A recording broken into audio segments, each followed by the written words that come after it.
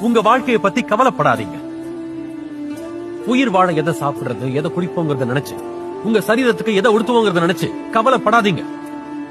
உண்ணும் உணவை விட உயிர் உயர்ந்தது இல்லையா? உடையை விட உடல் உயர்ந்தது இல்லையா? வானத்து பறவைகளை கவனிச்சு பாருங்க.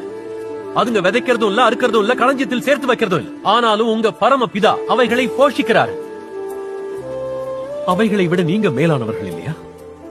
கவலைப்படுறதால உங்கள யார் அவன் தன் சரீர அளவோடு ஒரு முழத்தை கூட்ட முடியும்? அதனால கவலைப்படாம இருங்க. எதை சாப்பிட போறோம், எதை குடிக்க போறோம், எதை உடுத்துவோம்னு. ஆண்டவர் அறியாதவங்க இதையெல்லாம் நாடி தேடுறாங்க. உங்களுக்கு இவையெல்லாம் தேவைன்னு உங்க பரலோக தந்தை அறிஞ்சிருக்காரு. அதனால எல்லாத்துக்கும் மேல தேவனுடைய ராஜ்யத்தை, அவரோட நீதியையும் தேடுங்க. அப்ப இது எல்லாமே உங்களுக்கு சேர்த்து கொடுக்கப்படும்.